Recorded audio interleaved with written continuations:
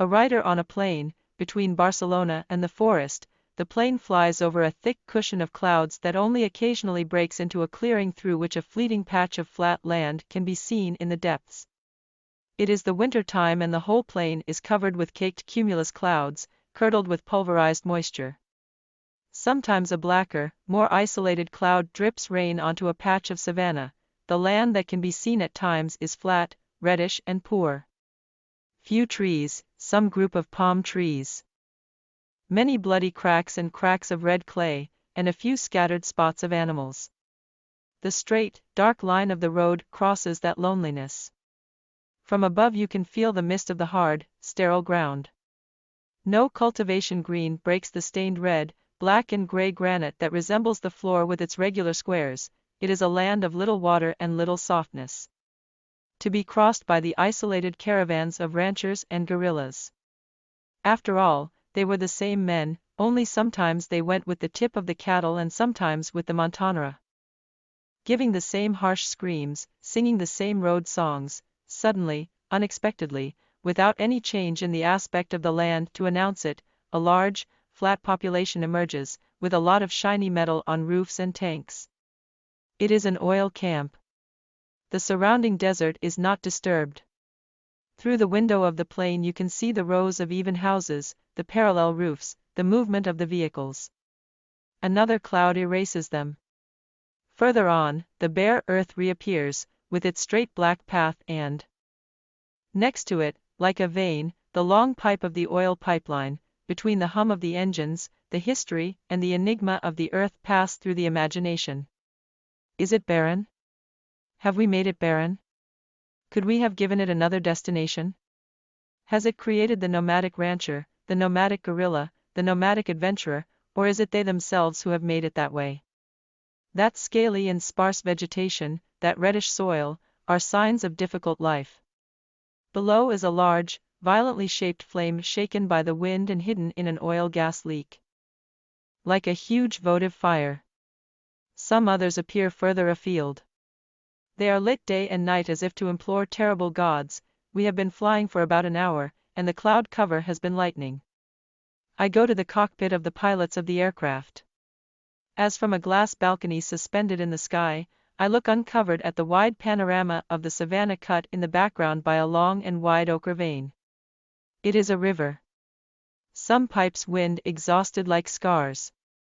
The water is asleep in its meanders. We approach the immense river. From that lonely height the impression of its proximity is more overwhelming and complete. In the background, in a straight line, on either shore you can see the distant spots of the houses of Soledad and Barcelona. The river is alone. The dark earthy color makes it look like petrified lava. In all its extension you cannot see the wake of a ship or the stain of a sail. He goes muddy, lonely and slow. Land of fields and sows, of valleys and hills that from the distant mountain ranges and the toasted plains is torn up and dragged away. They are leagues and leagues and leagues of bleeding land in the great river. That fierce tawny color announces that the river is dirty from the damage of the earth, from the damage of the men of the earth. Faced with loneliness, the city gathers around its hill, which is made of the same shiny black stone that emerges in the middle of the stream. Tall trees, dark ceilings, white walls, wooden railings, lattices, and a voluptuous mist of warm moisture lend a tropical charm to the old river city. The steep streets lead to the gloomy avenue of the riverbank. Under the shade of the immense tamarinds open the arcades of the shops. On the other side the river spreads its puma skin. It is the old city to return or to wait for departures. La Angostura was at the door of the jungles and deserts of gold, Balata and Serapia. To those arcades of the Alameda the miners were returning laden with the pergaros with their Balata balls. Others came out of them, with their provisions and their weapons. Who would remain in the adventure? Old lands, old solitudes, old mysteries give the city of Barcelona its patina and magic. This is a city with a lot of history behind it. A brave man many years in the past, with decimated people, with veterans and emigrants, thrown into the river, the jungle and the plains, he dedicated himself to talking about the highest, permanent and fundamental things of our destiny. There is also his house next to another basalt stone ridge with a lot of shade from groves and corridors. You lie, the grass grows in hummocks and the polished tops of the myrrhs rise and the profusion of red flowers of the acacias, that vision and the lesson of its contrast is not erased from my eyes, which scan the extension through the window. The waste lawn. Một nhà văn trên máy bay giữa Barcelona và khu rừng, chiếc máy bay bay qua một lớp mây dày mà chỉ đôi khi đột nhập vào một khoảng trống mà qua đó có thể nhìn thấy một vùng đất bằng phẳng thoáng qua ở sâu. Đó là thời điểm mùa đông và toàn bộ đồng bằng được bao phủ bởi những đám mây tích đóng vảy, đông lại bởi hơi ẩm. Đôi khi một đám mây đen hơn, cô lập hơn nhỏ giọt mưa xuống một vùng savan. Đất có thể được nhìn thấy đôi khi bằng phẳng, hơi đỏ và nghèo nàn. Vài cây, một vài nhóm cây cọ, nhiều vết nứt đẫm máu và vết nứt của đất sét đỏ, và một vài điểm rải rác của động vật. Con đường tối đen thẳng tắp cắt ngang nỗi cô đơn ấy. Từ trên cao, bạn có thể cảm nhận được lớp sương mù của mặt đất cứng, vô trùng. Không có màu xanh lá cây trồng trọt nào phá vỡ đá granite màu đỏ. Đen và xám giống như sàn nhà với các hình vuông thông thường của nó. Đó là một vùng đất ít nước và ít mềm, bị vượt qua bởi những đoàn lữ hành biệt lập của chủ trang trại và du kích. Rốt cuộc họ là những người đàn ông giống nhau, chỉ đôi khi họ đi với đầu của gia súc và đôi khi với montonera. Cùng cất lên những tiếng thét chói tai, cùng hát vang những khúc đường. Đột nhiên, bất ngờ, không có bất kỳ thay đổi nào về diện mạo của khu đất để thông báo nó, một quần thể lớn, bằng phẳng nổi lên, với rất nhiều kim loại sáng bóng trên mái nhà và bể. Đó là một trại dầu. Sa mạc xung quanh không bị xáo trộn. Qua cửa sổ máy bay có thể nhìn thấy những dãy nhà chẵn, những mái nhà song song, sự chuyển động của các phương tiện giao thông. Một đám mây khác xóa chúng. Xa hơn nữa, mặt đất trống xuất hiện trở lại, với con đường thẳng màu đen và bên cạnh nó, giống như một tĩnh mạch đường ống dài của đường ống dẫn dầu.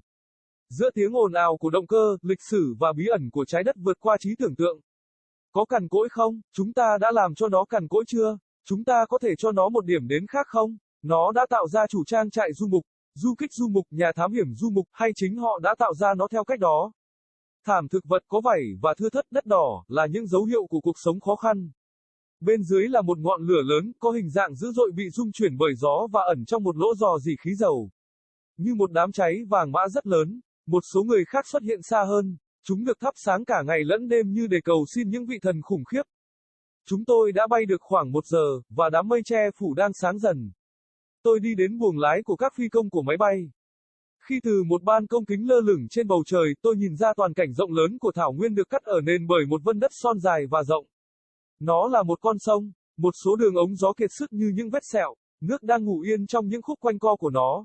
Chúng tôi tiếp cận dòng sông bao la, từ độ cao hưu quạnh ấy, ấn tượng về sự gần gũi của nó càng thêm choáng ngợp và trọn vẹn. Ở hậu cảnh, theo một đường thẳng, ở hai bên bờ, bạn có thể nhìn thấy những điểm xa xôi của các ngôi nhà của Soledad và Barcelona. Dòng sông đơn độc, màu đất sẫm khiến nó trông giống như dung nham đã hóa đá. Trong tất cả các phần mở rộng của nó, bạn không thể nhìn thấy sự đánh thức của một con tàu hoặc vết của một cánh buồm. Anh ta đi bùn, cô đơn và chậm chạp, đất của những cánh đồng và những con lợn nái, của những thung lũng và những ngọn đồi mà từ những dãy núi xa xôi và đồng bằng nướng bị xé toạc và kéo đi. Họ là giải đấu và giải đấu và giải đấu của đất chảy máu trong sông lớn. Màu nâu hung dữ dội đó thông báo rằng dòng sông bị bẩn do sự tàn phá của trái đất. Từ sự thiệt hại của những con người trên trái đất, đối mặt với sự cô đơn, thành phố tập trung xung quanh ngọn đồi của nó, được làm bằng cùng một loại đá đen sáng bóng nổi lên giữa dòng. Những cái cây cao, trần nhà sẫm màu, những bức tường trắng, lan can bằng gỗ, mạng lưới và một làn sương mù ẩm ướt gợi cảm tạo nên nét quyến rũ nhiệt đới cho thành phố sông cổ. Những con phố dốc dẫn đến đại lộ ảm đạm của bờ sông. Dưới bóng râm của những dặng me bạt ngàn mở ra những dãy cửa hàng hình vòng cung. Bên kia sông trải ra Puma, đó là thành phố cũ để trở lại hoặc để chờ đợi những chuyến khởi hành. La Angostura ở cánh cửa của những khu rừng và sa mạc vàng, Balata và Sarapia. Đối với những cánh cung đó của Alameda, những người thợ mỏ đang trở lại đầy ắp những người thợ mỏ với những quả bóng Balata của họ. Những người khác bước ra khỏi họ với các vật dụng và vũ khí của họ, những người sẽ ở lại trong cuộc phiêu lưu. Những vùng đất cũ, những cô đơn cũ, những bí ẩn cũ mang đến cho thành phố Barcelona vẻ đẹp và sự kỳ diệu của nó. Đây là một thành phố với rất nhiều lịch sử đằng sau nó. Một người dũng cảm trong nhiều năm trong quá khứ, với những người đã chết, với những cựu chiến binh và những người di cư.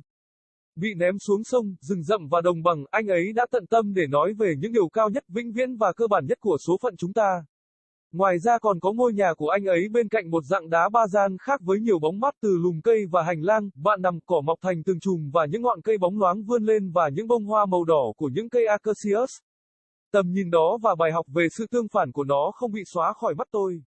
Khi tôi quét phần mở rộng qua cửa sổ.